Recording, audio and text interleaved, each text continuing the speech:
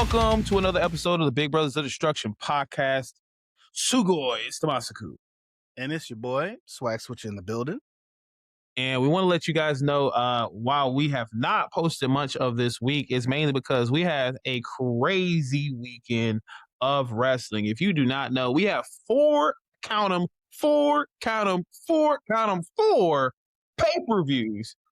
two PLEs, maybe one pay-per-view to look at this weekend. So Man, that's crazy, but you're right. Two PLEs, one pay-per-view. Actually, I don't know.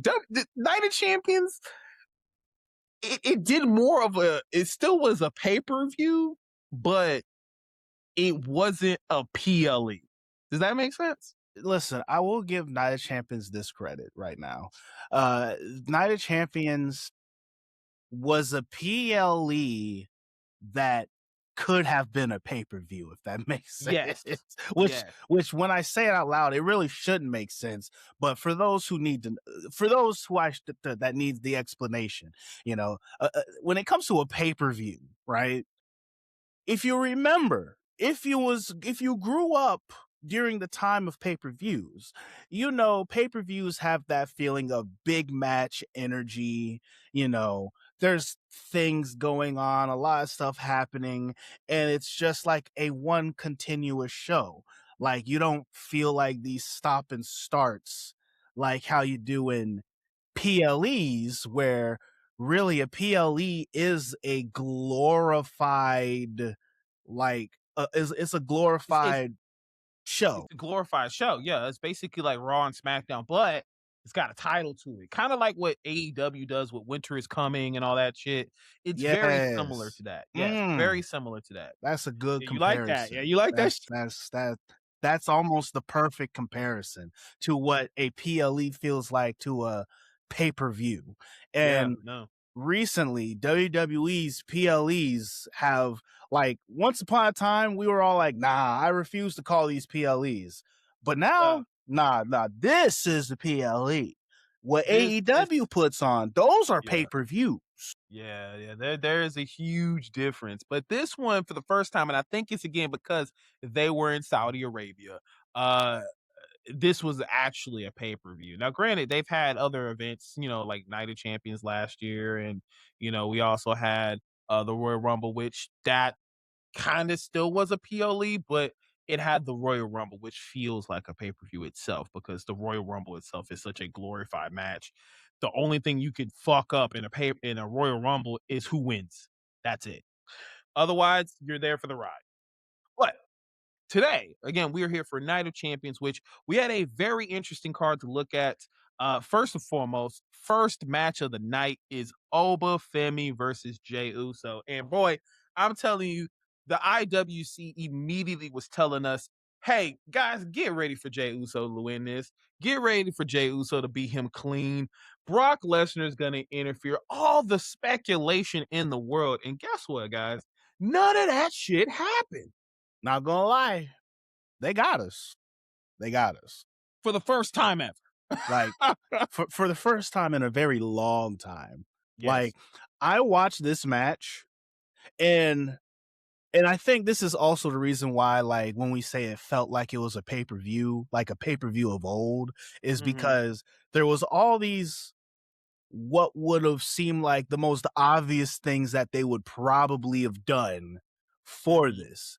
And instead, they completely gave us the absolute number one thing we were not thinking. Well, I wouldn't say that we may not have not thought, but it was like the absolute least expected thing for them to do, which was let them both go out there, let them both have a match, and give us a clean dub. And because of that, it was actually interesting. It was entertaining. I ain't going like, and I like how they made, like, they kind of did the thing that I think we talked about once before, where it's like the only way to really legitimize Obafemi is when you put him in a match with a real, hold on, what?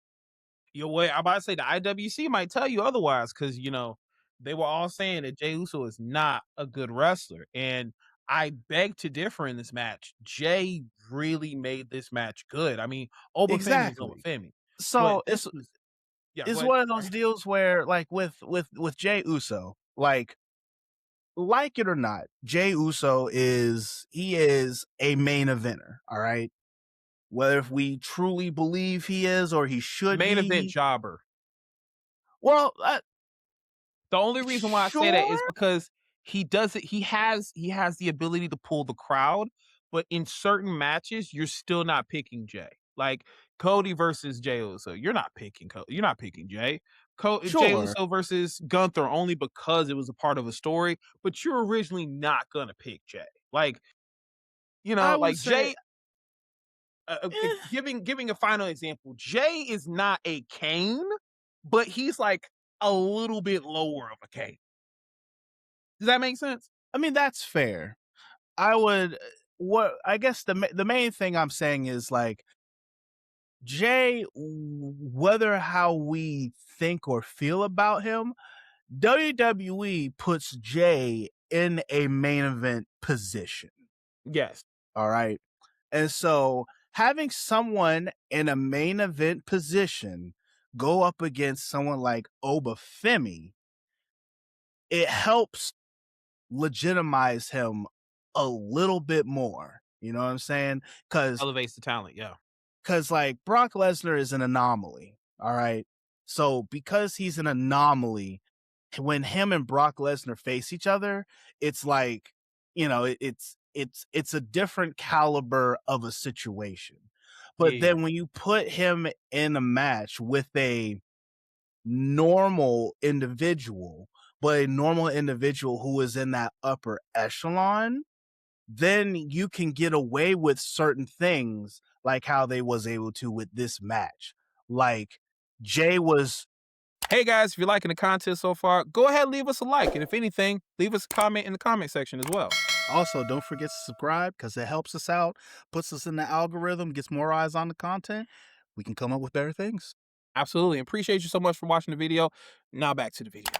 Doing damage to Omafemi. You know what I'm saying? Like Yeah, Jay was which was very actually surprising. pressing him to a certain degree. Very And it's surprising. like anybody else that you put in that, it wouldn't make sense. But because Jay is in that upper echelon of talent, it's because Yeah. he's in that main event bubble, it it helps make it more sense and it helps slowly but surely kind of humanize Obafemi because he's not losing to what would be considered a scrub if he was to lose. He's losing to Yeah. somebody who is in that main event bubble and has that clout and that power behind them and that crowd push behind them to do the wrestling thing and make it seem like they could possibly overcome such a pun intended mountain of a man. Personally would say, and this is just I might get a little bit of pushback. I will say that was match of the night. Really? I will say that was match of the night. It was the only match that made me feel something. Because while I was curious on what the story was, because there was again so much speculation on if Brock was going to interfere, if he was going to win clean, and there were certain moments where I'm like, oh shit, he might actually win clean, and you're like, oh shit, fall of grace. This is when Brock no, and it's just like it's the only match that made me go because like you're just waiting for it, but it doesn't happen. He wins clean, and you're like, oh shit, they actually fucking did it. So it was the only match that I wouldn't say I cared about, but I got hyped for it because you see Oba comes out to the ring. I don't know if you saw that one video of his actual frame hitting the light and it covers the entire arena. That shit is dope. Um, but there's literally a video of that. It's like his shadow over the crowd and everything. And you just Interesting. see obviously Oba's presence and everything in this match. And I'm thinking, man, Oba should be dominating Jey Uso immediately. And at least dominating to a point where Jey Uso gets a comeback. That's what I thought. But coming out of the gate, he tries to hit his finish. he reverses it, and he does the actual sit down, which I liked. I like that added piece because it doesn't feel like it was transitional. It felt like he actually thought he had it. He was going for it, and he sit the fuck, and he gets kicked in the back of the head. So it was like he knew it was coming, like the finish was coming, but he reversed Mhm. it. I love that element in the match. I loved how Jay had to really pull a lot of things out of the arsenal, multiple splashes, trying to attack from outside the ring. He almost pulled a little bit of Roman Reigns in there, but overall, the tactics that he had in this match was really great, and I enjoyed that. So I truly feel like this match was match of the night for me. Definitely That's match fair. of the night for me, and I will give this much, I was in another group chat where we were just actually talking about, like, that was a really good fucking match, like, that was a great match, and I had this issue with myself when I first started watching this PLE, and I was saying, "Man, you know what? I haven't watched a PLE," and I wanna ask you if you've actually done this recently. I haven't felt the need to watch a PLE in the most recent of years lately. I don't know what it is, but this felt like this is a match I could return to and say, "I wanna watch this again."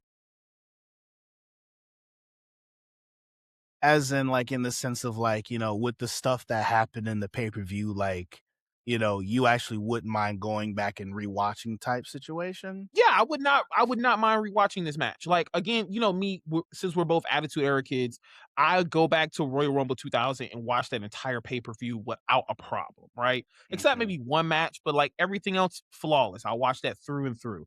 No Way Out, Backlash with Austin and Rock. Like, I'll watch those pay-per-view games. Rock Bottom. That was like my childhood.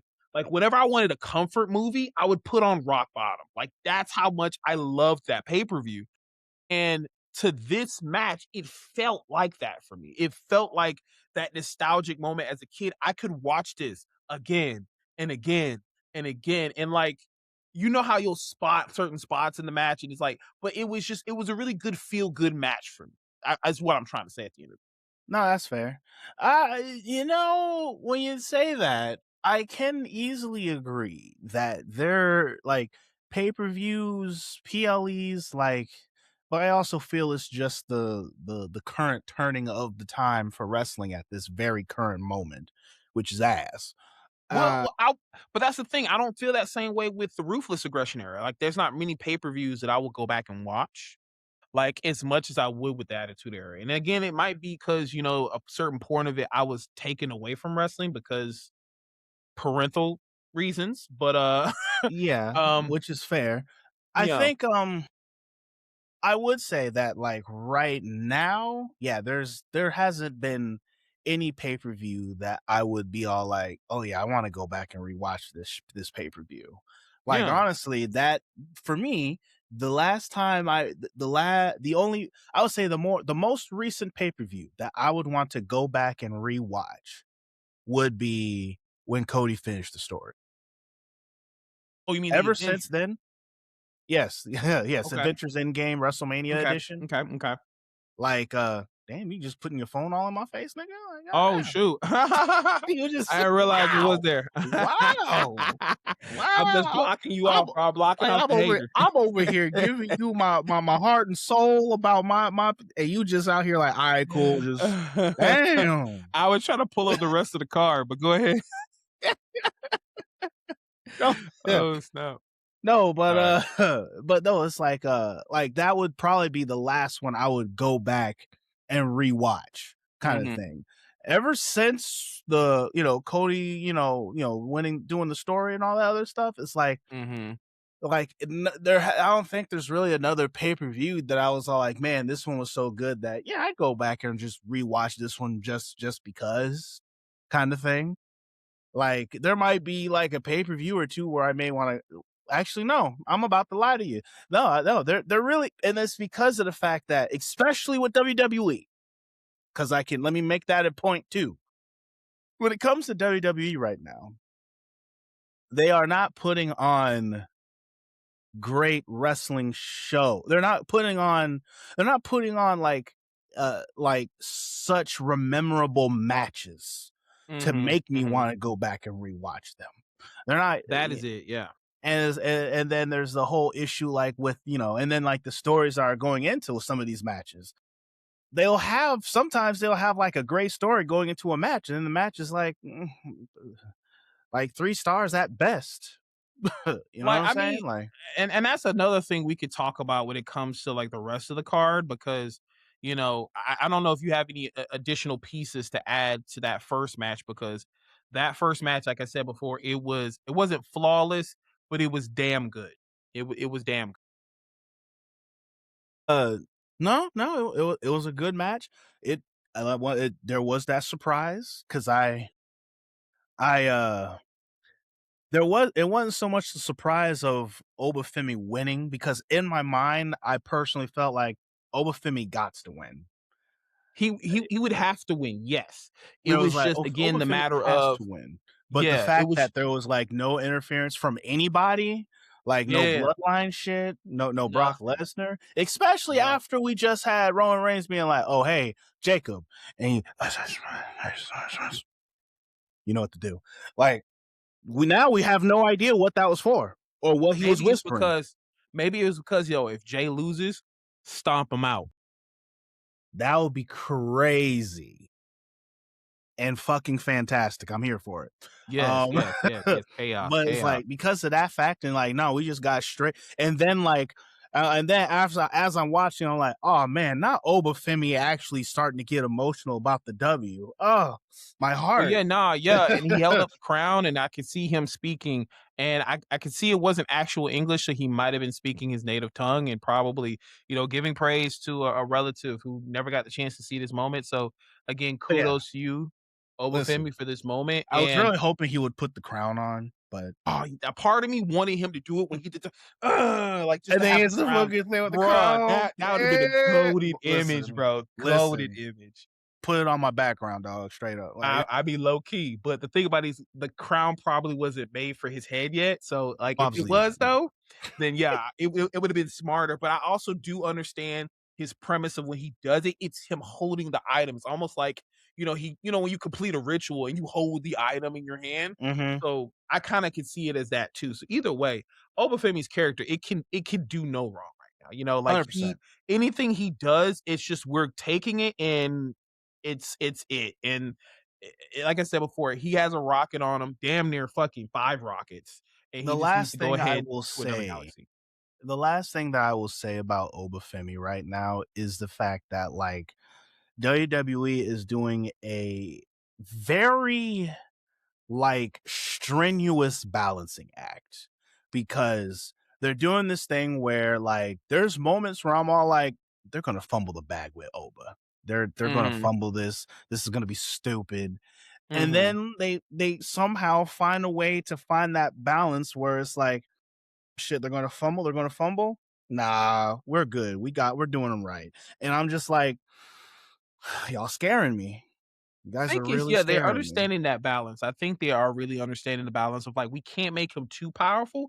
We still have to humanize him in some way, shape, or form because, like, it's like, when you're on that rocket, it's like, it's just Yeah, it just yeah, goes. exactly. Yeah, that's exactly where they're at with Obafemi. And I'm like, there's moments where I get scared, and then they kind of like, nah, we got this. I'm like, okay, okay, Nah, okay, we okay, like, he okay. almost like when you get turbulence in a plane, and like, Yeah, we're getting a little turbulence, yeah. When you hit that, everything's alright.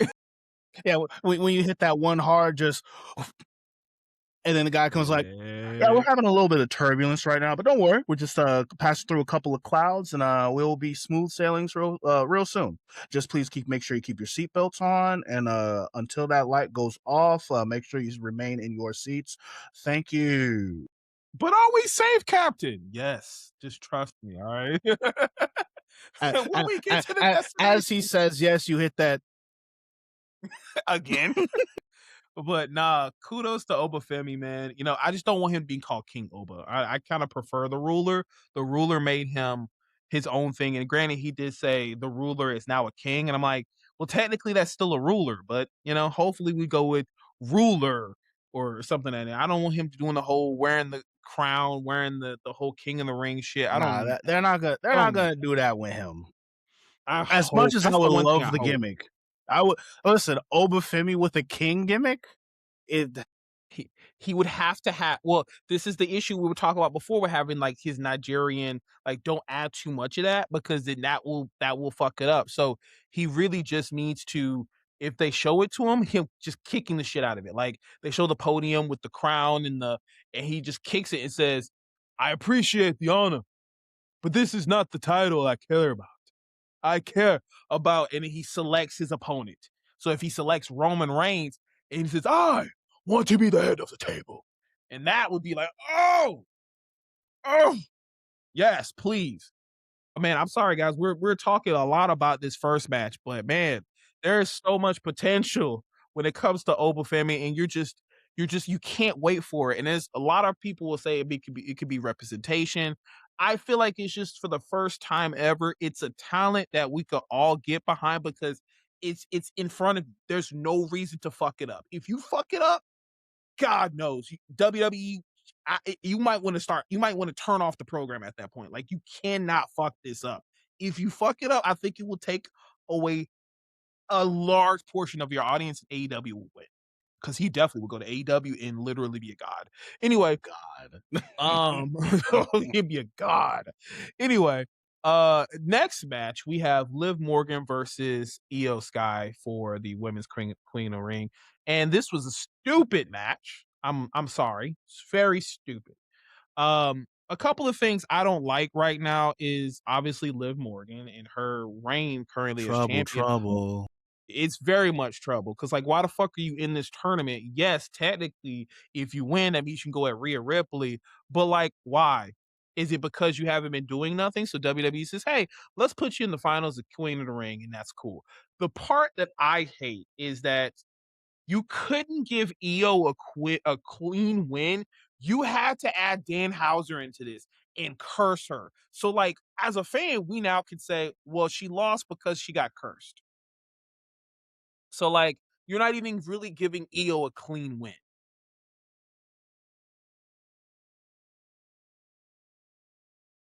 You see what I'm saying? Like think like if you I guess if you want to dive in deeper, like now she's like, oh, I lost Queen of the Ring. And then if he doesn't uncurse her, oh, I lost the title. And this so like, they take the cursing seriously. They, when you curse, you cursed. So I just worried and I really didn't like the fact that you curse her in the beginning of the match. So it's like, well, now you diminish Io's win to me because she was cursed. I don't think I don't think so too much. I can see where you're coming from. But at the same time, I mean, because yes, you take the curse seriously because the curse is real. You saw what The happened to New the basketball. Hey, New York He Knicks was listen, uncursed. he cursed them. They lost 2 games.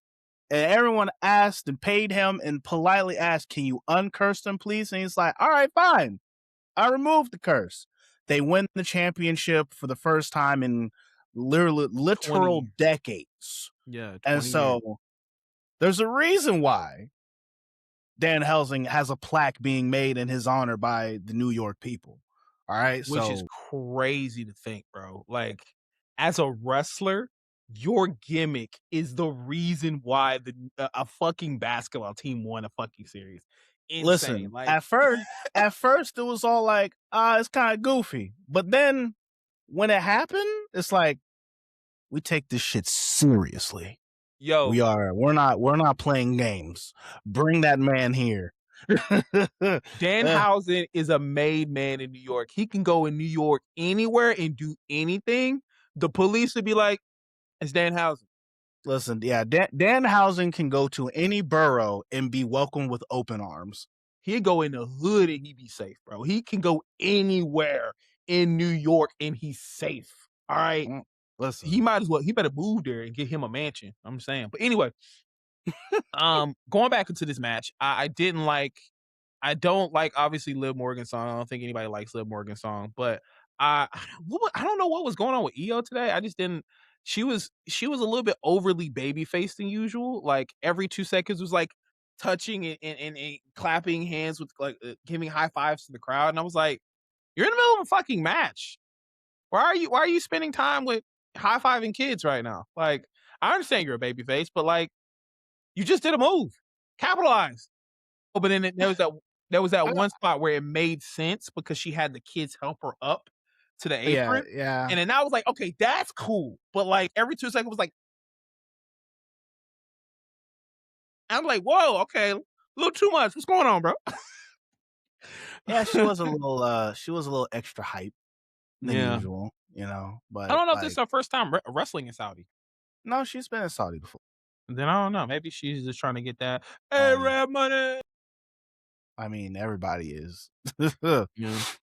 But, Uh, I mean, this match was just it was just a match for me, like, I didn't read too far into it, like, for me, I was like, I personally knew that well, I won't say I personally knew, but, like, in my heart of hearts, I was like, "There's no way they're having Liv Morgan win this." And then I will say, when she got cursed, that definitely solidified it even more that, "Oh, she's definitely not winning this." it was And just so it was like like how when we were watching, if you watched the product at well, I think you didn't see, you weren't there that night, but I don't know if you knew. When I was watching The Establishment that one night, and, the Outlaw said, "Hey, yo, if I don't win this match, I'm retiring." I'm like, oh, yeah, I "Nigga, I was know there for you that winning one. it now." Yeah, I'm like, "Nigga, I know you winning now." Like, come on, bro. So, but it's just one of those situations as well. I mean, that one thing, and then two, what I immediately thought of whenever the end of the match, I said, okay, so Io's not going for Rhea, so we're literally about to get a rubber match, and long and behold, we got the fucking rubber match. Well, technically it's not a rubber match yet, but we got the rematch for Which SummerSlam. I'm not mad at that piece either, and it's mostly just because of the fact that, like, story-wise, it makes sense at this point, you know what I'm saying? Like, Hmm. you beat her here, then yeah, fuck it. Imma go ahead and beat you here and beat you going forward type thing. It now it is funny to me because of knowing this, uh, Liv Morgan is going to beat, Jade's record of longest reign without defending the title. Cause like as of right now, she's gone about like 90 days without defending the title one time. She has I not mean, defended that title. When did she win it? WrestleMania? Yes. no, So I thought she won it. Yeah, she did WrestleMania. win in WrestleMania. Yeah, yeah, yeah. Yeah, Yeah, you're because right. she beat Vaquer for it. And Mhm, so mhm. it's like, which where the fuck is she? But I think she's currently injured again.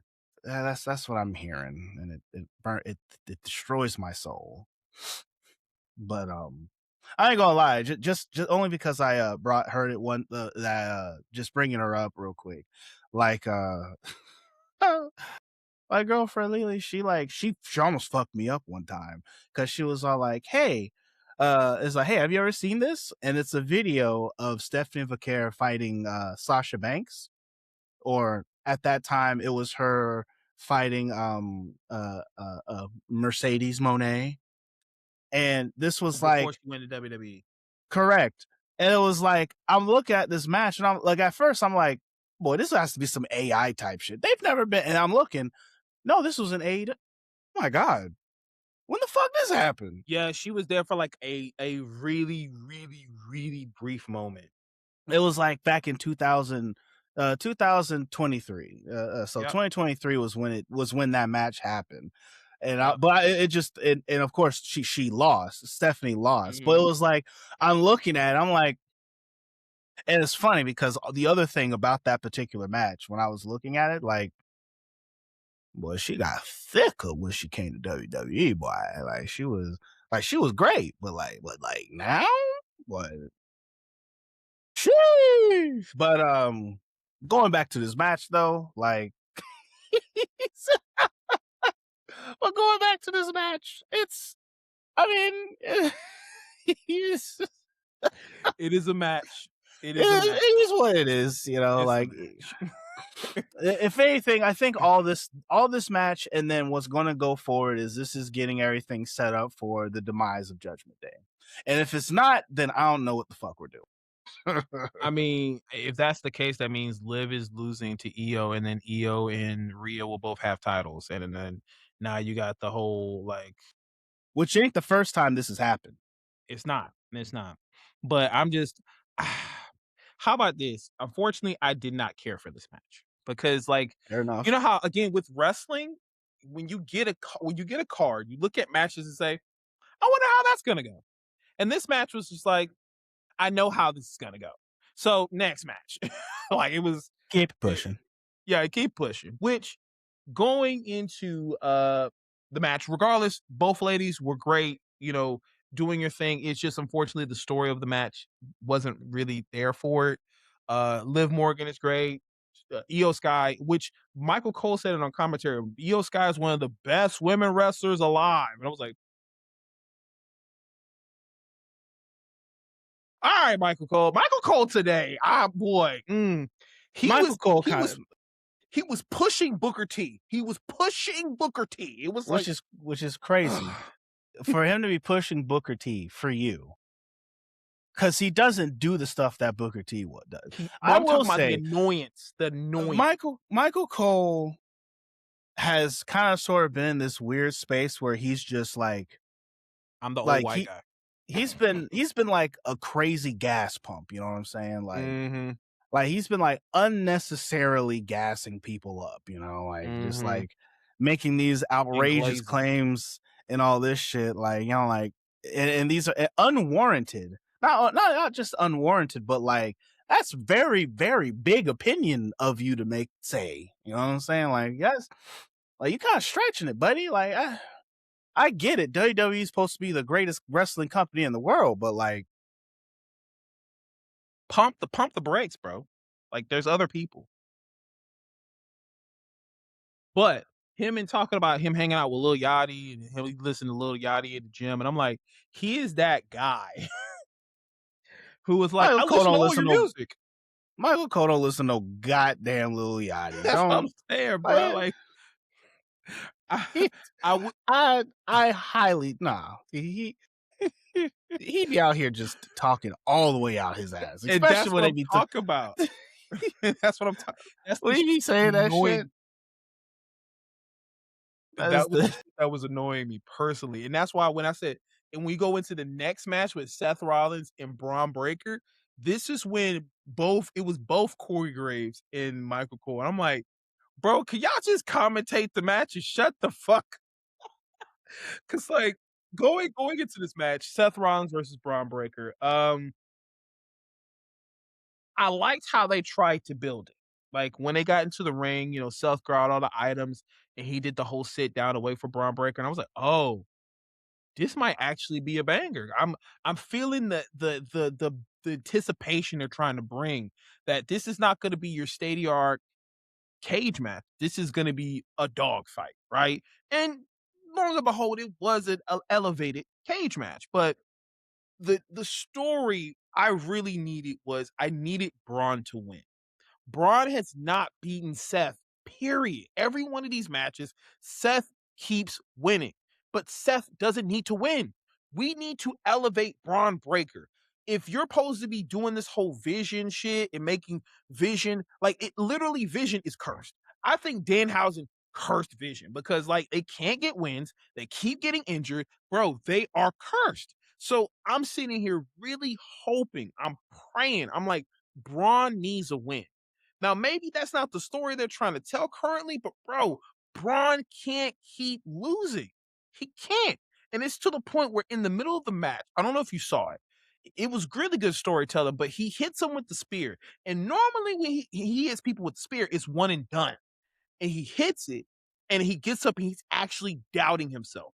Braun Breaker should not be fully doubting himself. He's a Scott Steiner. He's a Steiner. Like he's supposed to be like, to me, maybe I'm overextending my expectations on Braun, but if you're supposed to be presenting Braun as this future, right? Originally, that's what the vision was all about. The vision is blurry. The vision is blind. There's just no vision for Braun Breaker. And I could see that in this match. Like you can make him look like $1,000,000 all you want to, but a loss is a fucking loss. Yeah, I think we lost the plot with Braun. Beyond. But I also feel it's not his fault that the plot got lost. Absolutely not. 'Cause, it's definitely because the Vision was cursed. Like, everyone in the Vision has fallen. The only person in the Vision who has not fallen to this Vision curse is what's his name? Theory. Goddamn, Theory, Yep, he's the only which one that has been injured. but even then, it also though he has not been injured, Theory was never supposed to be anything great for the Vision anyway, because he was the guy who can get pinned. You know what I'm saying? Mystery nigga. So it's like right now I'm very curious to see what we're going to do with the Vision moving forward. Yeah. Because like with they lost the titles, Paul has busted his arm. You know, nobody cares about Theory and whatnot. Brunson Reed is not back; he's still hurt, and Braun Breaker is I think he's toning up. He's trimming down too. he's Like, yeah, oh yeah. I've yeah. seen some photos of him like that he's Yeah. posted. I'm like, oh, I can't wait for that man to come back through. But it's just one of those deals where it's like, even when like if he comes back, like I need him to come back on his own at this point. Just come back and because he was fine when he was on his own. Mhm. But like there's no Paul Heyman here anymore. That was like the last thing that made the Vision like important. And so it's like, and then it's like, I don't know what you do with Braun Breaker after this. Mhm.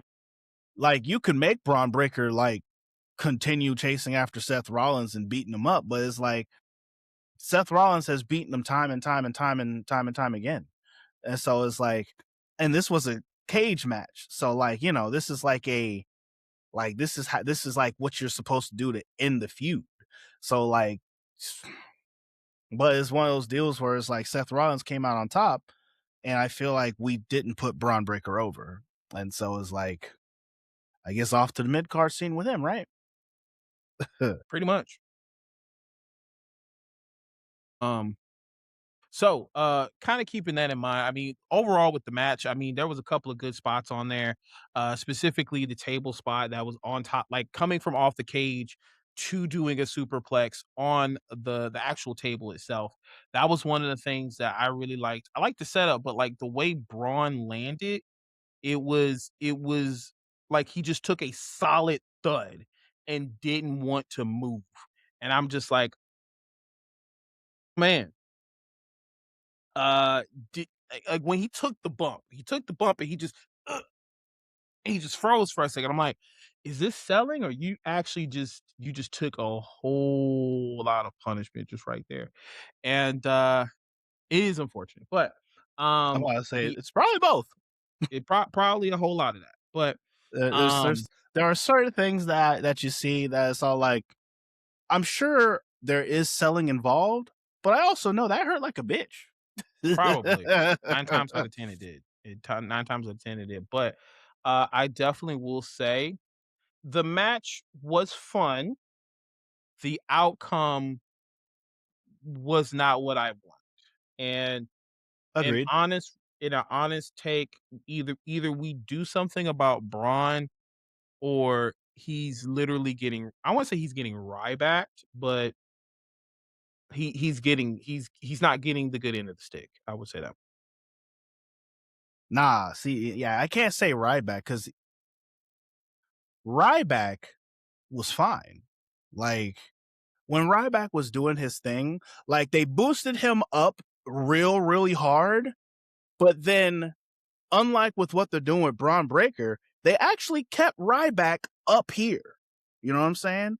They kept him strong. They kept him in the top spot, and they didn't do a whole lot of beating him. You know what I'm saying? Mhm, So it was mhm. like, because so like Ryback, he himself was also a main event jobber.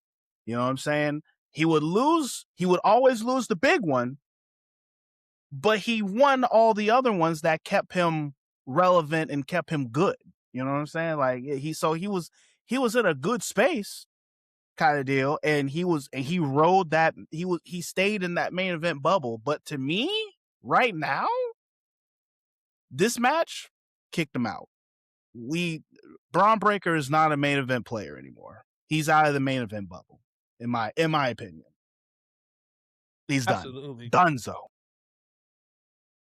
Absolutely. Arrivederci, if I may. Arrivederci is crazy.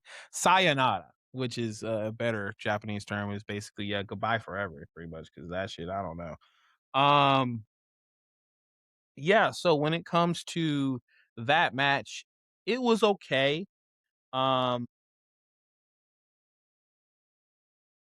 I just don't know where we're gonna go with Braun from here, bro. Like, at one point, he was supposed to have the champion. It's crazy how they put a rocket on Obafemi, but didn't put one on Braun.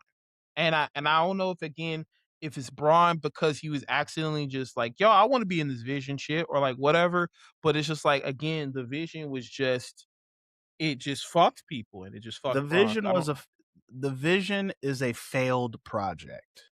It A was very big. supposed to elevate and send these guys to the moon, and it failed. They tried to fix it by throwing some star power in there like Logan Paul, and it continued to fail. And then we Mhm. throw in Austin Theory for some reason, and it flops even harder. Or actually, like, to me, like I said, I feel Austin Theory was thrown in there to make it look like we was making the Vision better, but he was mostly there to make sure that we don't pin our top stars. But what ended up happening was all of our top stars got injured and ended up vanishing. And so Yep, now all we had was him and Logan Paul, and Logan Paul is still technically losing these matches, whether or not if he's getting pinned or not. And so it's like, when you just keep letting homie get pinned and lose and lose and lose and lose, that's still L's for the Vision. And so it's like, it literally, like, every loss just ticked them further and further and further out of that main event bubble. And now they're out. They're out. So, like, can't make really them, can't trust, unfortunately. send them to AAA or something to do something or whatever, Bruh, like, don't tell me you gonna send him to Evolve, bro. That's crazy, bro. I mean, Hopefully, they will evolve. Anyway, going on to this next match, we got Trick Willie, okay, and Ricky Saints, which, man, Ricky Saints actually has been showing the fuck up. he has Um, to. Still the tornado, the Revolution DDT is what they are, was what Michael This Cole called it. is the revolution. And that's what it's called. It is supposed to be the revolution DDT. Yeah, yeah, yeah. So I'm I'm a bit at a loss.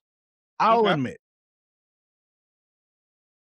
I have not watched any SmackDown for the last month and a half. okay. Being Okay. honest.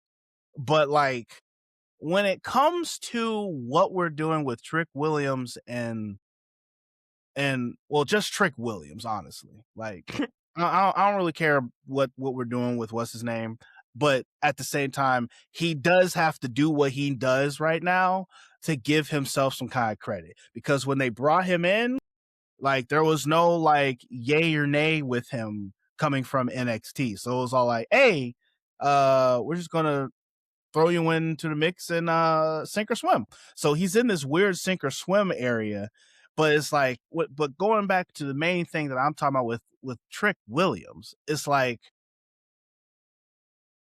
I'm very confused, only a little bit confused with where we're trying to go with Trick.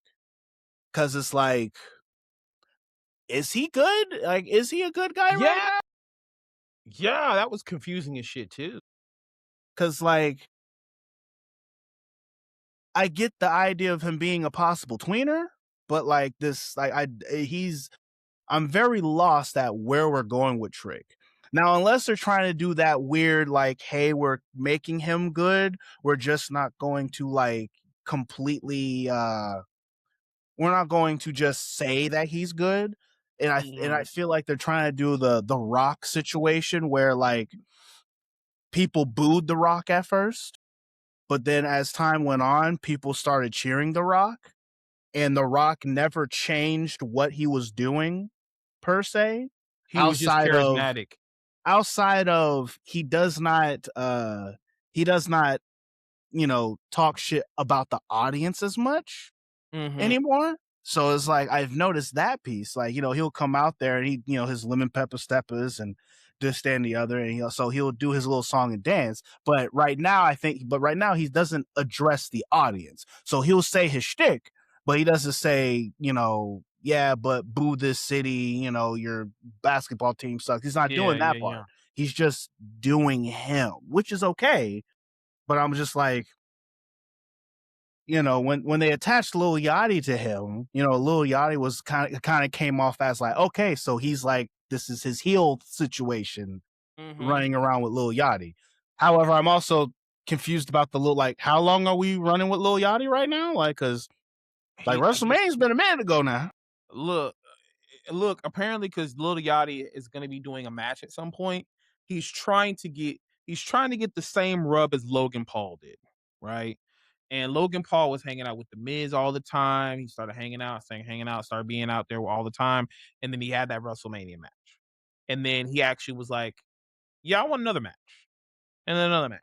And then he ended up becoming a full timer. I don't think Little Yachty is becoming a full timer, but I think he's trying to get enough acceptance from the WWE universe by showing up every week. Because then it changes the perspective of, is he just another celebrity coming in for a small time frame and then leaving, or is he actually one of us, right? And that is something that the IWC is constantly getting on Little Yachty about, is he actually about this shit, or is he just a celebrity? And I feel like after he made that post of like, yo guys, like please don't get on me, I'm just a guy who's trying to chase his dream. This is a dream of mine, this is a thing of mine, and you would have did it if you had the opportunity. Which again, every fan, if we ever have an opportunity to be in the WWE ring, whether if it's for a comedy skit or whatever, you're taking that moment because you are now you are now engraved in WWE history. Just like that one kid who won at Mania with Braun Strowman, he's a meme now. He's a legend. We don't know what the fuck he is, but he has some kind of history in WWE now, especially with him being a champion.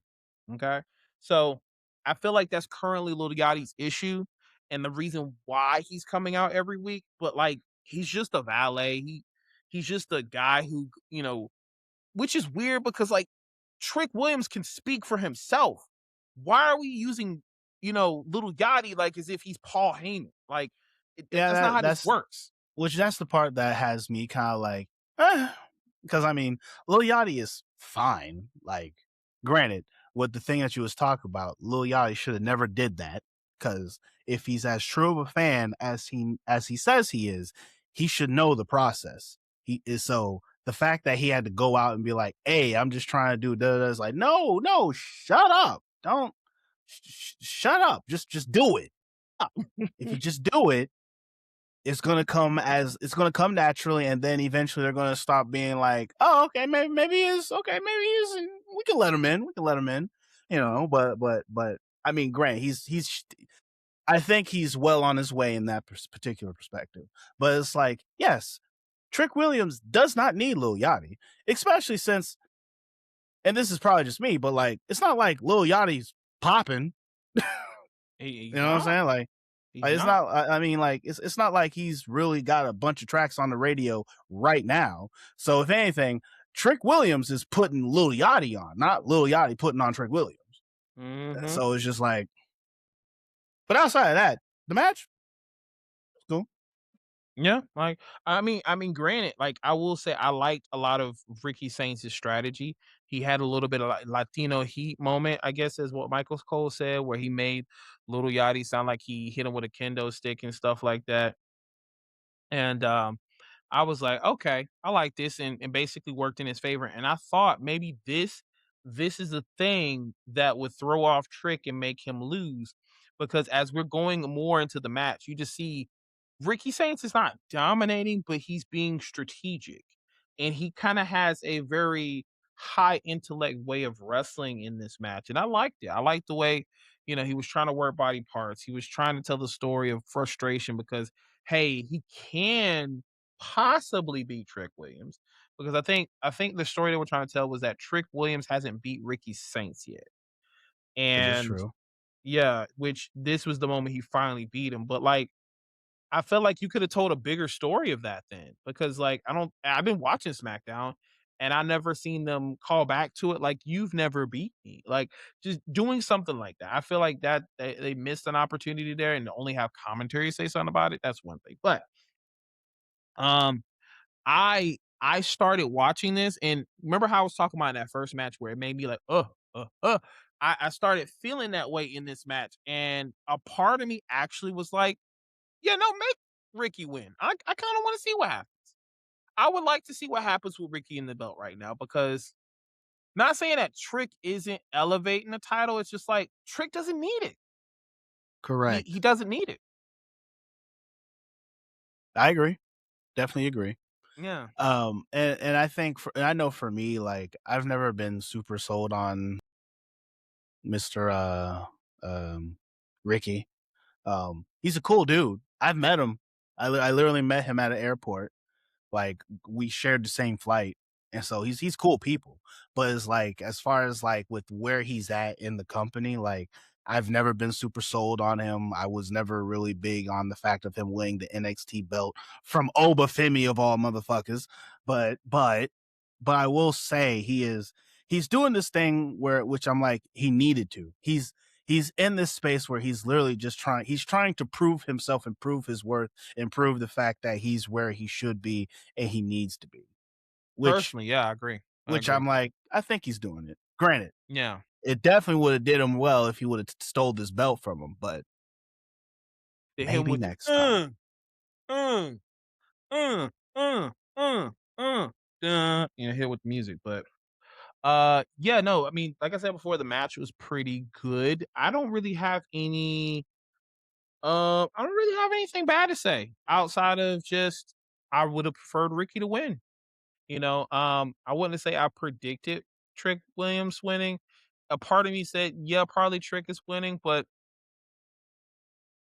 uh Trick Williams really wants to he really wants to I want to say resemble, let's say pay homage to Booker T. And the only way I can say that is because if you really look at Booker T's career, WCW, like it's very similar to once he got away from Harlem Heat, this is what Booker T became. He started becoming very more charismatic. He got the US title, and he kind of been going down this same trajectory. And Michael Cole and everybody keeps constantly bringing up the resemblance of Booker T. And it's like, yeah, you have that, but he has The Rock's charisma. He has the ability to catch the audience like The Rock. And while Booker T is charismatic, he wasn't The Rock. He was very compared to The Rock. So it's like, it's interesting to say you put Booker T and The Rock in almost one person, and you got Trick Williams. I can see it. Um yeah, no, I can see that. Like which is not a bad space to be. So No, not at all. It's just a matter of when is WWE going to pull the trigger. And we have Obafemi, we have Trick, and we have Javon Evans. A part of me feels like this is, how when WWE he had the class of '03 with O'Valley Championship Wrestling, which was Randy Orton, Brock, and John Cena. That is that same feel when it comes to Oba, Trick, and Javon. And honestly, if you want to be even more funnier, looks like an evolution of Pokemon if you think about it. Javon's the starter, Trick is the secondary, and Oba Fibby. the amount of times I hear and see that this comment, bro, like it's dread-headed niggas, I swear. It's not even that. It has nothing to do about the dread. It's more of the body frame. I'm thinking more of the frame. I guess so. That's You just know what I'm saying? But I can see what you're talking about with that. I was thinking of that. Maybe it's because I'm not stereotyping. I'm more so just seeing the differences in between, and especially looking at how Pokemon is because we're a little bit nervous. But That's anyway, fair. um, overall, like I said before, not a bad match.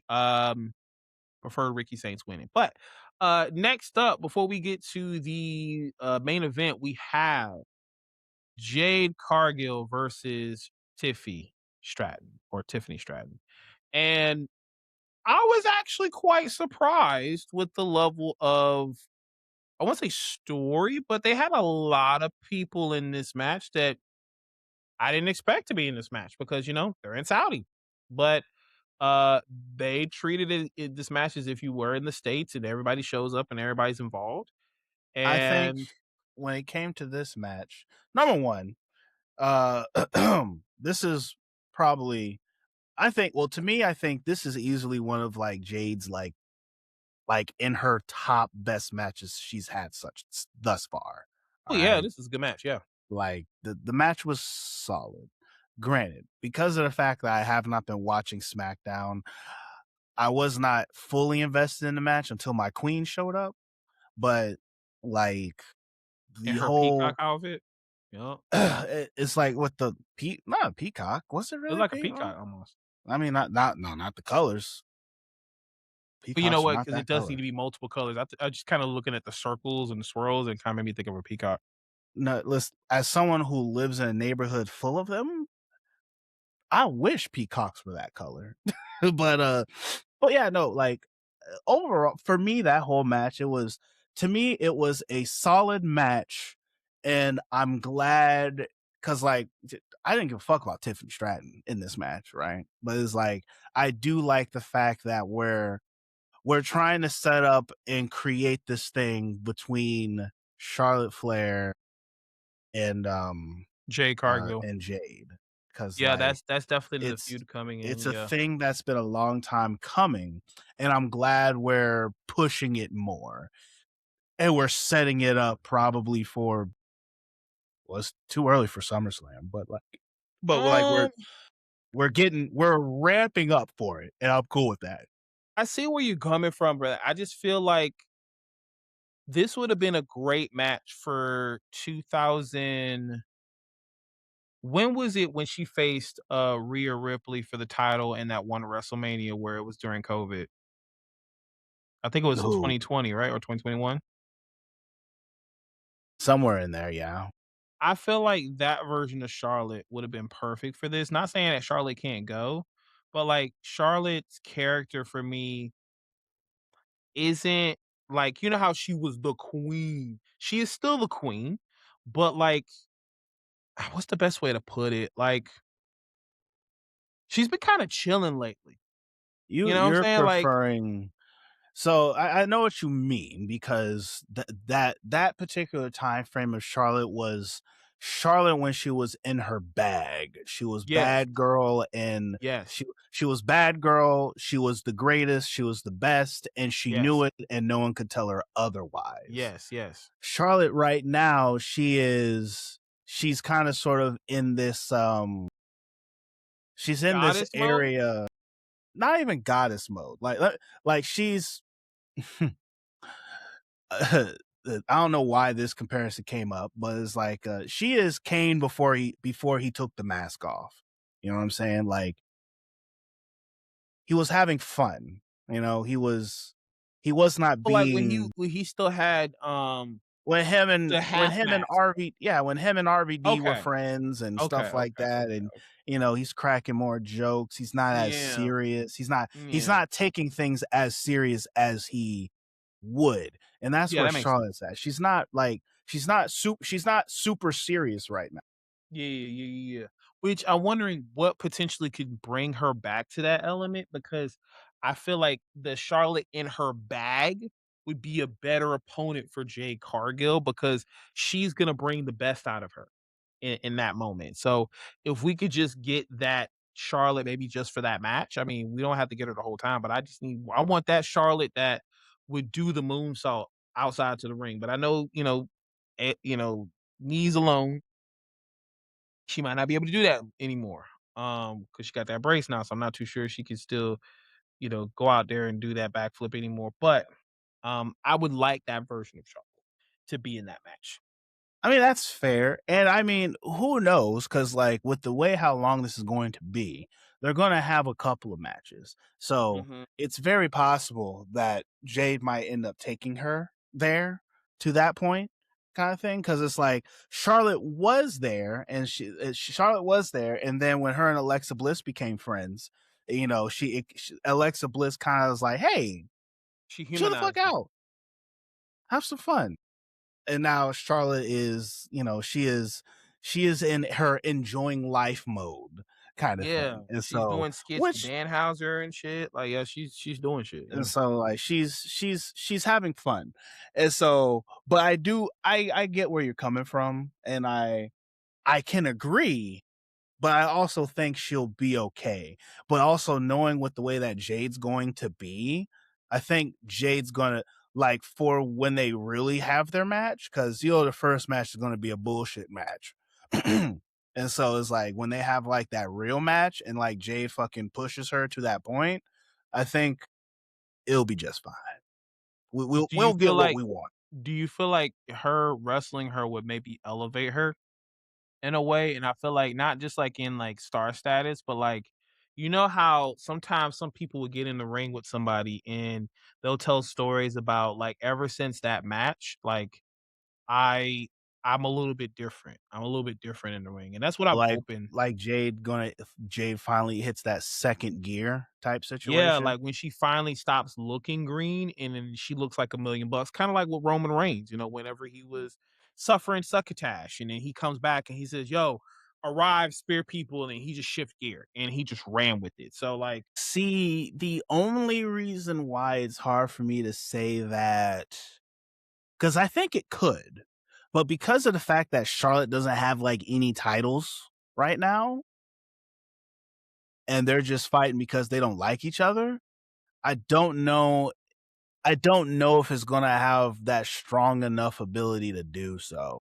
well, no, I'm not talking about like elevating her as a star in a sense, but like what I'm saying is, when you get in the ring with somebody, you start wrestling with somebody. Like, okay, perfect example, Billy Gunn. He was talking about him wrestling Eddie, and you having confidence in your opponent and how you guys are working with each other in the ring.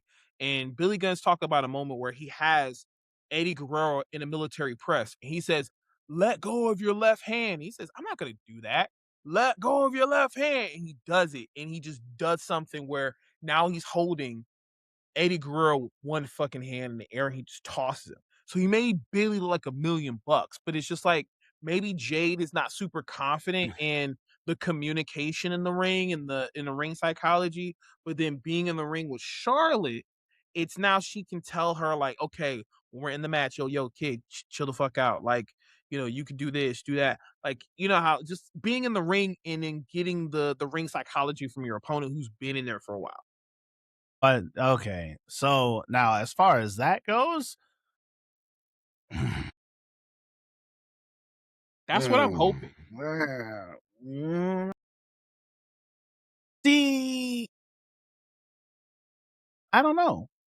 I don't know if Charlotte has that for Jade. She might, but like for me, it's one of those things like Jade versus Charlotte for me is Jade should have that by the time she's facing up against Charlotte type thing. She Like should. I feel as if with what you're talking about, and especially with kind of sort of how I've seen Jade moving since WrestleMania, I feel as if that is what she should have had with Rhea Ripley. Now, since she's fought Rhea Ripley at WrestleMania, Jade has not been as green feeling to me with what I've seen of her, kind of thing. Like with this match tonight, she looked good. You know what I mean? Like And maybe because, while her going against Rhea Ripley, those were good matches, maybe it's because with working with Rhea, she didn't hit second gear. The gear started turning. The gear started which that turning could for be her. true. Yeah. But I also believe that that also has a lot to do with what do you call that? The For lack of the better term, it has a lot to do with the synergy in the ring. Jade Cargill, to me, she did. To me, I feel as if she still hasn't quite figured out who the fuck she is in the ring. You know what I'm saying? Because like she's in this weird space where she wants to be a powerhouse. Like she wants to be a powerhouse giant in the ring, and she flip flops between the two because she's a bigger woman and she's muscularly there, as far as her physique. And she's got a little, she's tall compared to a lot of the girls in the ring, but like she's not she should not play the role of big man in the ring, even though sometimes she tries to. Is like when she tries to, I feel as if that's not her lane. Well, no, I feel like she's not trying to be big man. She's being a powerhouse. Like her character is supposed to be a powerhouse. Yes, And but it's like though powerhouse, she oftentimes tries to put herself in this like, hard to knock me down area and stuff oh, like like that. how like you like your giants and stuff like that. Yeah, yeah, she's trying to play, she's trying to I feel as if she has not locked in still on what she is yet.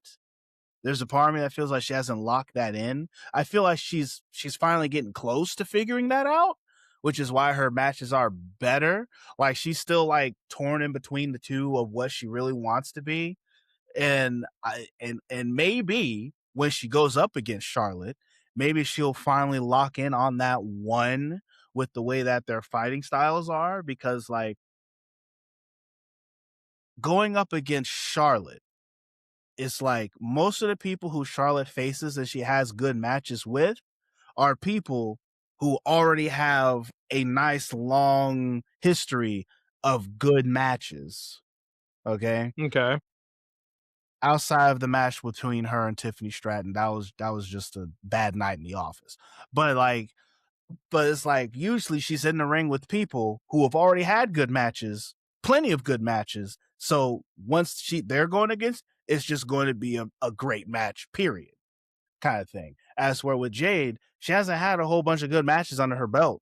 And so I'm like, I'm a little worried, but maybe Charlotte can pull a good match out of her, just like how Rhea Ripley was able to. And Mm. so that is where I'm at. So it's like with what you're saying, I can only hope and pray that Charlotte can help her open up and get to that second gear. I can only hope and Well, pray. we can only hope. And I realized we didn't really talk too much about this match. We spent like almost 10 minutes talking about Jade Cargill. So uh I mean, that's the Tiffy, match. I mean, yes. Tiffy comes out looking like wearing the Divas title on her chest. I remember that much. You know, I did enjoy the run-ins by everybody. Again, you had Chelsea Green, you had Meechin, and you had BFAB, and then you had So wait Charlotte. a second, because is Chelsea Green, and like did she finally accept Chelsea Green? Because like I know she's been like Chelsea Green's like, hey, let's be friends, and she's all like, let's not. And then now all this like was tonight the first. They're supporting each other, and I think it's more so like a hey, because like they did show moments where all of them were holding the title. So it's like I think a moment where a Jade is holding the title and they're like Chelsea's holding the title and she got like super happy about it. So I feel like is she's a supporting act for Tiff because maybe she might be trying to get close to Tiff to then maybe turn heel and backstab. I don't know. Right now, Chelsea Green is such a wild card. She could be a face, she could be a heel, she can do no.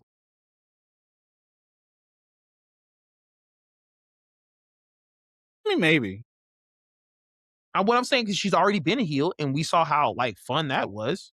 And then I you see mean, how yeah, that's fair. That's fair. she's been Actually, fun as no, a no, face. no. I can agree. Chelsea Green, she's in this.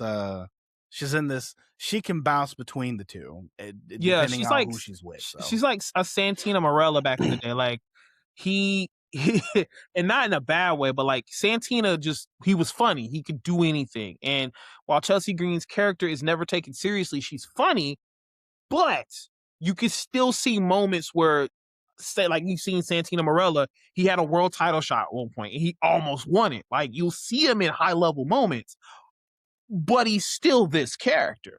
And I kind of feel that same way as with Chelsea Greens because they do put her in moments that would be a high elevation of like a title shot or going there, but she still loses, but she still looks good.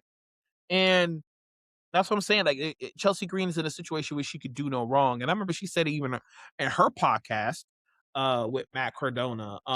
She's like, man, look, I'll do anything. I'm just trying to get booked. Okay. I don't give a fuck. You want to put a pie in my face tomorrow? Cool. You want to dump milk on my head? Cool. I'm getting booked. Okay. So she is in that.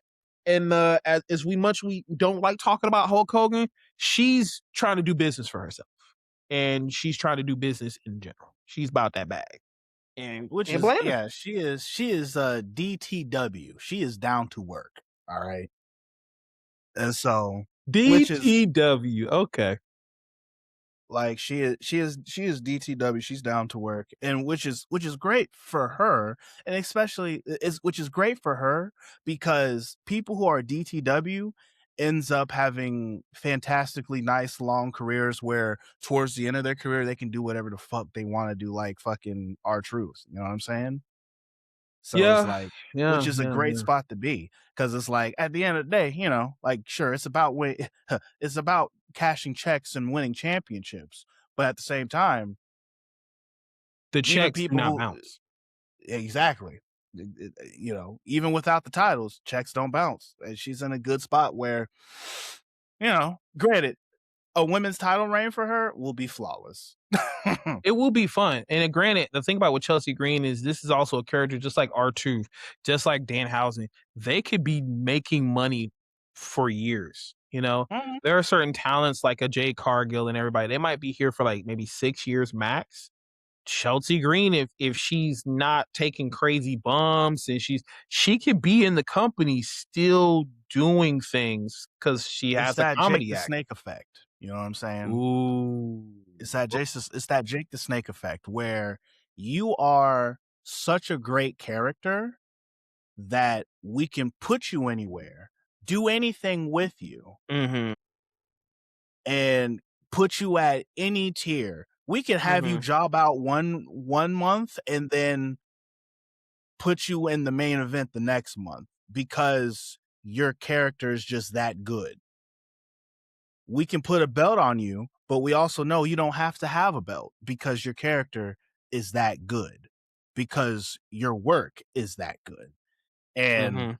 sure, people don't want to look at her as being like this upper echelon talent, but that's where they're screwing themselves over because not looking at her as an upper echelon talent, all you're doing is missing out on money because she's all like, fine, don't see me as an upper echelon talent, sure, but I'm great talent and I'm gonna continue being great talent type thing. So but I'm pretty sure she's gonna find her way where she needs to be, where she needs to be, which is in that Absolutely. top spot somewhere. Because people bullshitting on her, but hey, Yes. So obviously, we understand the next program is going to be Jade Cargill versus Charlotte Flair, and then obviously they're probably going to continue with Chelsea Green and Tiffy in some way, shape, or form. So who knows what happens next? But again, as always, we're along for the ride. So let's go into the main event, the match that I didn't care about. Still I'll be kind honest of with you. don't. I'll be honest with you. When it came to this match, even during and after it, I actually don't have anything to say. To be honest, the match happened. I will say it was a great match. It was a great match to watch. But at the at the end of the day, it's like, okay, so what now? And That's that's where kind I'm of at. what it was. It's like, all right, so what now? It's kind of like, it's kind of like when you drink a shot and you're waiting for it to like hit you and it feel the effect. You're just like, any minute now. It's Oh, I need another one? Any minute now. And you just keep going and going and going and you're hoping. Am I gonna get drunk yet and feel the feel of it? No. Okay, so then this shit's whack. This shit weak sauce. But not saying that this story is weak sauce. I'm just trying to compare the simple fact of like you go into this match and you're wondering what is the story that you're going to tell. And at first, I just thought, maybe Gunther was going to win or maybe Cody was going to win. I knew it would make sense for Sammy to win in Saudi Arabia. But personally, it would have made more sense to me if he did it in Canada because, granted, we understand his connection to the Saudi, country, but like Canada, I don't know, maybe it's just me. I Well, might be because getting I overthinking mean, it, yeah, but yeah. I think he lives in Canada, like, Yeah, so it's like it but would have made more but sense to me. but he pays more homage to his Yeah. Muslim roots. Yes, yes, yes. Which that's what I'm saying. Like, I can't get mad at it because regardless, wherever he did it, he would have still. But it would have been great to see maybe KO show up. And I know KO. I don't think he's ever done a Saudi show, has he? I'm sure he has, but I think. Wait, wasn't there that one where it was him and Orton versus? I don't think it was the Street Profits. I'm gonna tell you right now, I couldn't tell you. I'd have to look it up. I had to look it up too, but I remember there was that one match where he did jump off of a thing to do a swanton, and I don't remember if that was at a Saudi show or not. Either way, um, going into this match, I I'm just not liking Cody's character right now. Not liking Cody's character. I'm not liking.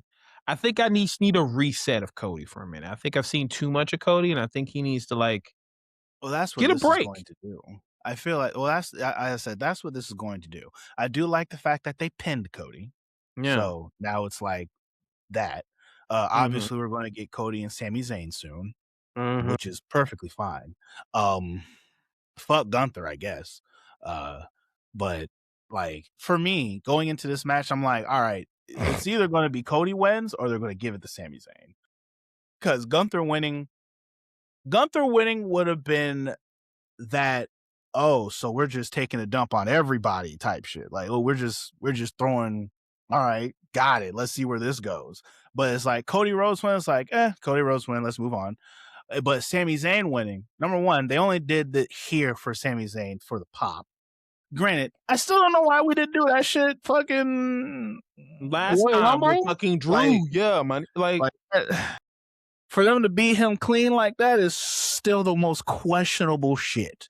But like this right now, I am content. Like I don't feel anything from it, but I am content, and it's cool to see him holding the belt. But I'm just content. Like if anything, the only thing that this has done is like, well, let me make sure I at least see next week's Smack. man, look, you know what I would find funny if they did this? Like, oh, the next SmackDown, he does the whole ceremony again and then fucking KO power bombs on April power bombs and that'd be like, oh, and reset the timeline. But I know that's just not gonna happen. Just being facetious. But I can't really ride home a lot about this match. I mean, there's a double crossroads which looked fucking atrocious. It That was was fun. just like my nigga just Gunther just turned around. That's what he did, and he was knocked out for the rest of the match. All right, great. Uh, but Sammy winning the way he did was also cool too. Granted, a clean pin would have been great. Him doing a roll up is technically clean, but Well, not. that's as clean as it gets. What you talking? Now he didn't grab the It, tights or anything. he So didn't, but like I would have preferred it be him hitting a haluva kick and you getting the 1, 2, 3 pop rather than him doing this. And honestly, because you don't know Sammy is actually about to win, you're not about to pop correctly. You're supposed to pop when you see a finish and then you see a 1, 2, 3 compared to a roll up and you get the 1, 2. The audience may be still thinking, and maybe I was still thinking this nigga's about to kick out. So I'm not about to pop. And then once you get 3, like, oh, like now you're popping, right? So the spacing in between, we're all supposed to get ready to pop because you got the finish. 1, 2, they're in and the crowd pops, right? I would have preferred Sammy get that rather than the roll up. Like, is he gonna win? Oh, actually, he just fucking won. Yo, he just fucking like that. You know what I'm saying? I guess. I mean, It's just being nitpicky. I would have preferred him having that moment. I guess that's fair. I mean, once again, it's like, You don't really got much to say about this match, do you? bro, like going into it. Once again, let me, like I said, being transparent. I have not watched an episode of SmackDown in about 5 weeks. All Yeah, I right. got to give this I man have not credit. watched I have watched absolutely zero SmackDown. As a matter of fact, the only reason why I had a little bit of knowledge about what's been going on SmackDown is because this morning, in the midst of my feeling like dog shit, my girlfriend was looking at clips of SmackDown. So I'm like half awake, my head is pounding, and I'm hearing stuff being, going on about SmackDown, which was Mhm. helpful because I had no clue of anything of shit that was going on for SmackDown I going for mean, this pay per view.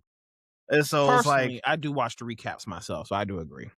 not like usually I would, like, I'll even watch, some of my favorite podcasts when they'll talk about SmackDown, but I have not been. I've been putting all that time into watching TNA, but Okay. TNA will get their time. But Uh, but will yeah, they? like, Will it was they? all right. Will they? The pay-per-view overall was good. Though I didn't care about this match, at least the match was very entertaining.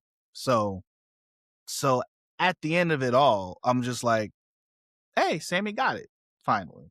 It's long overdue, but he got it. If I could rank matches by a number, if we're going with 5 as the top, I would give, and this is going off Dave Meltzer ranking system, I would give Oba and Jay a 4. Not a 5, but a 4. Maybe almost a 3.5, but like it's definitely higher, right? Um, I would give EO versus Liv a 2. I would give Seth and Braun. I'll give it a 3 because it made me feel in the beginning. It made me say, "Oh shit, okay, this might be a banger." Trick and Ricky, it's a 3, 3 point. That's a 3. It's a 3. It's 3. It's 3. I'm gonna stand on it. It's 3. Jay Cargill versus Tiffy.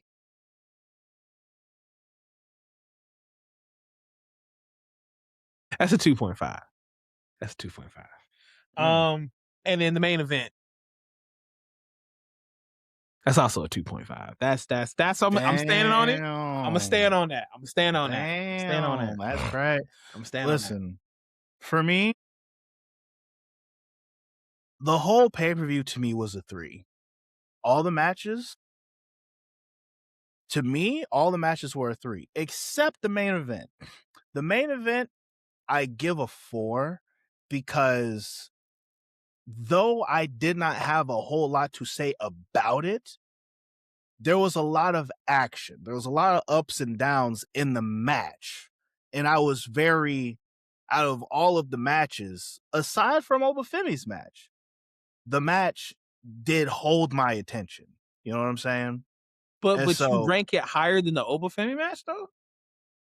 the reason why I rank it higher than the Obafemi match is because the Obafemi match, for what it did for you, it did not do for me. Okay. It and it's like and what it did do, the fact of being like, oh shit, we let him win clean. We gave him the belt, the title, Mm-hmm. or the crown. The crown. Okay, damn. Now I'm really curious to see what we about to do with this guy. Mm-hmm. Like it did give that to me, but like the match in itself, because like maybe I'll give it a 3.5, maybe. because you to go back what you said, you really did go with the main event. You was like, so what happens next, right?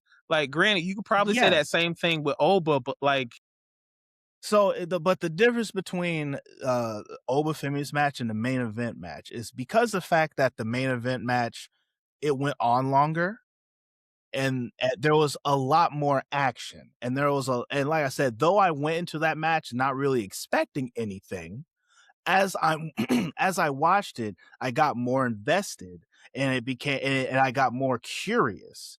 And granted, they did kind of spam finishers a little bit, but like it had me like near the end of it, it got me invested enough where I'm like, well, oh shit, who is gonna win? Type thing. Now, once I got the win, I was like, oh, Sami Zayn won. Cool. That was a great match to watch. That was fun to watch.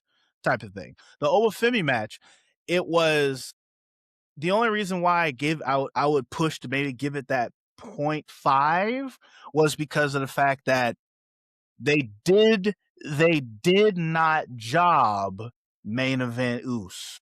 He didn't get jobbed out. you would have gave it a higher score if he got jobbed. No. It would have Okay, got a lower score if he got jobbed. got it. All right. I was expecting him to get Hmm. jobbed out. And I That's was crazy. expecting, well, No, I'm just I saying mean, wait, everybody in I no, I'm saying everybody in the IWC was just saying Jay was gonna win clean. So the fact that you were like, "Nah, man, oh Oba's no. winning this." There was, I'm if Jay would have won, it absolutely wasn't going to be clean. It was either going to be Bloodline foolishness or Brock Lesnar foolishness. mm, That's how he was winning in my book. mhm, Oba Femi winning was it's like Oba Femi winning was the well, of course he should win, but mhm, like I don't think he's going to win because looming Brock Lesnar and Jacob Fatu situations. And so when they did it where he came out there and they fought, number mhm, one, I was surprised that they're fighting because, when you look at Jay, he's not a Brock Lesnar in no way, shape, or form. And yet Jay is out here doing damage. mhm, Why? Main event bubble.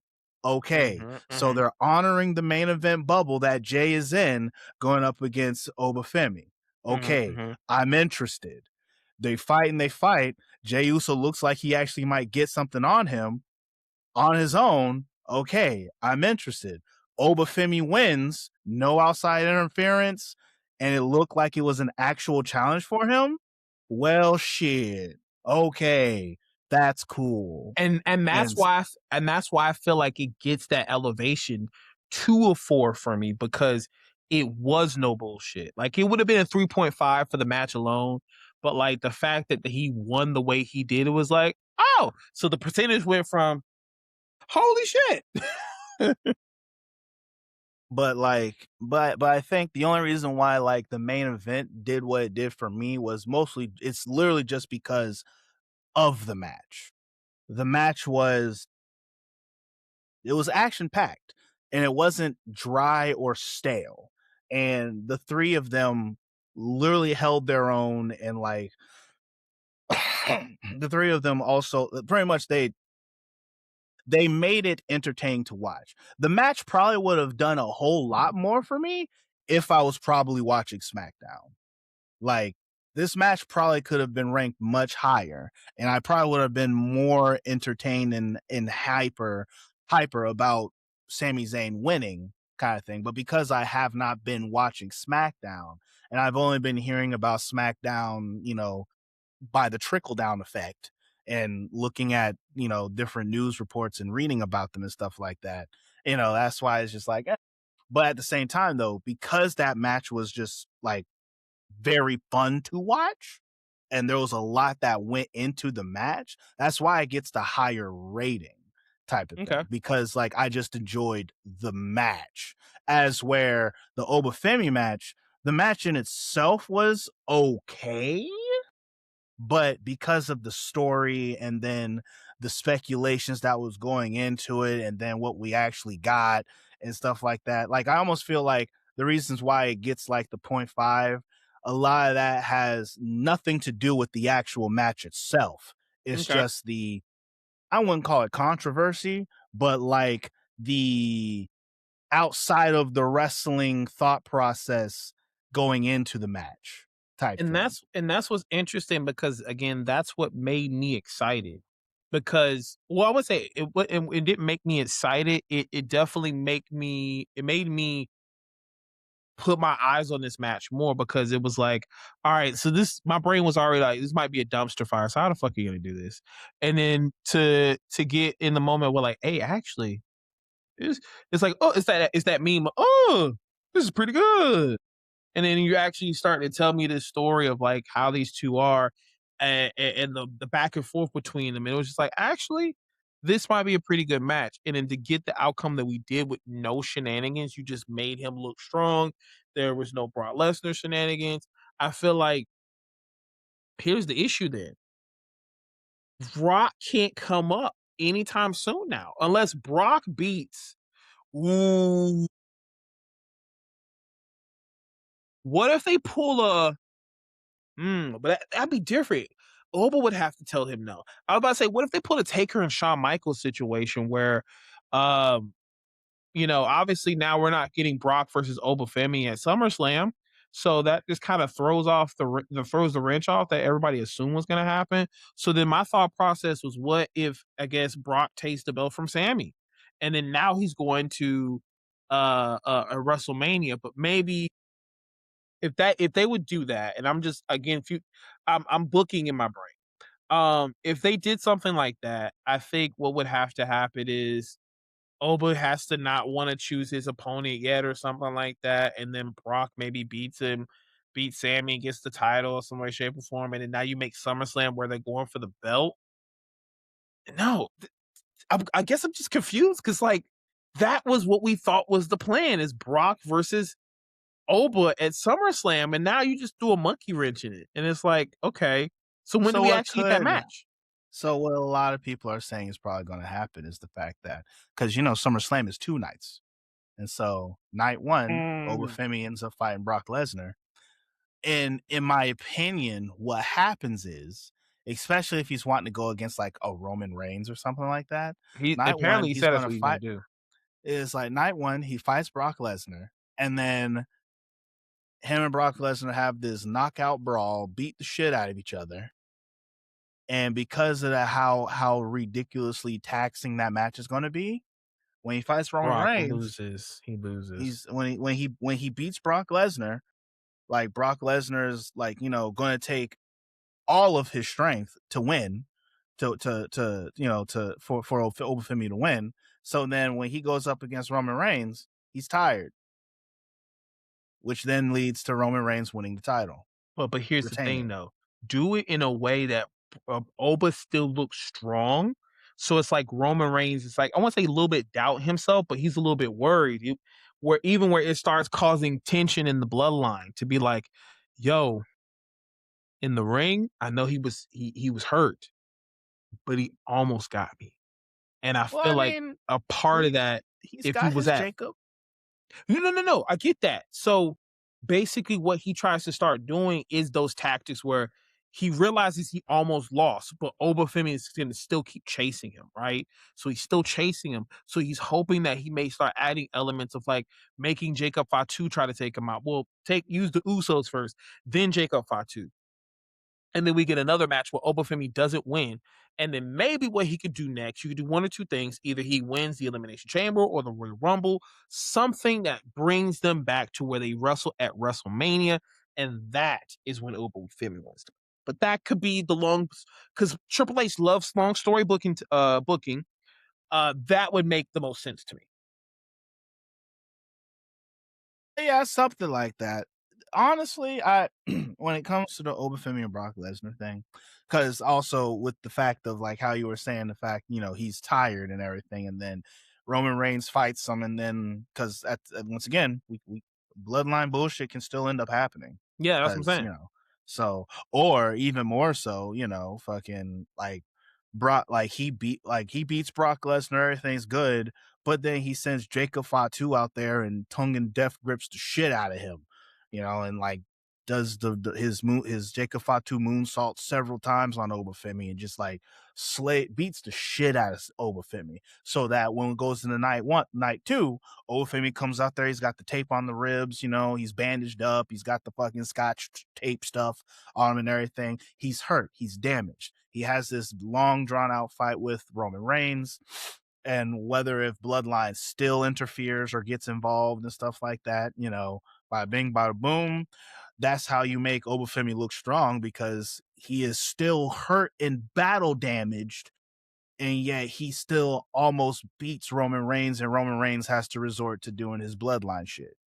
And so it's That's like, exactly what I'm saying. Yeah, that's exactly what I'm saying. But like, and so do it in a way where then Roman is like he was still hurt, but yet he almost still got me. So it's oh kind of yeah, building up the story that Oba can beat him, but Roman has to try to use his bloodline tactics to weaken him. So it's a way where it's Roman's elevating Obafemi, as in I was this, but this guy is going to be this, right? So it's a opportunity to elevate Obafemi as a person who needs nobody. He's, a guy who can handle any situation. He's strong enough, and he's able to take down our tribal chief, right? And since Roman is getting to that point where he's trying to get more Hollywood anyway, he's gonna step down. So like, this could be that way of you elevating Obafemi. It's like, bro, he might be even stronger than me, and then that's where you make Oba like, you know. So or we just say fuck it, put the belt on him, and we just keep this shit pushing. We fucking ride this motherfucker. No pause. no pause indeed. No pause necessary. But guys, give us your thoughts of Night of Champions. Do you feel like it was a pay-per-view or a PLE? Let us know in the comment section. I think that could be a thing moving forward. I would like to see Was what you this a guys. pay-per-view or a PLE? Let us know. And it's funny because Russell Talk is doing the same thing when they were like, was this a wrestling show? No, was this a pay-per-view or wrestling flavor? Something like that, because he was talking about like chocolate flavor. It's not chocolate. But I feel like, yeah. Let us know, is it a pay-per-view or a PLE in the comment section. If you have if you are aware of Dave Meltzer's star rating, give us your stars.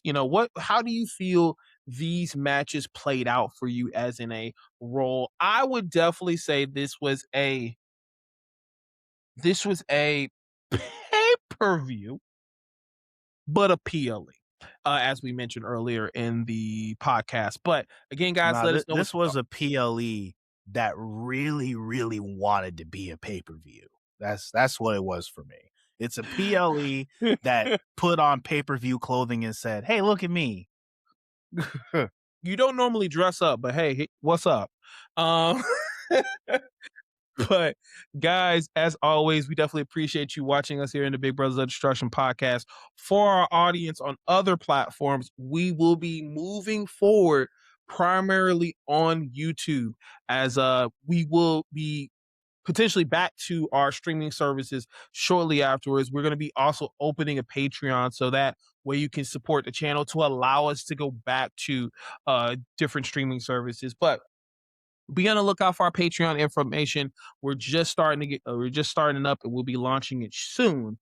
But I believe next week we will be having Wilson Dyer and JC Black here on, and we actually had a really great interview with those guys. Honestly, two young bucks in the industry, and some gems were also given in that podcast. Some funny situations. I look forward to y'all hearing JC Black's story about a wrestling event she worked at, and the chaos that was Yes. that. So be on the lookout for that next week. We'll be doing promotion and everything on all social medias. And please follow us on all social medias, TikTok, Instagram, and YouTube as always. But here from the Big Brothers of Destruction podcast, Sugoi is the Masaku. And it's your boy, Swag Switch in the building. And until next time, guys, have a good one.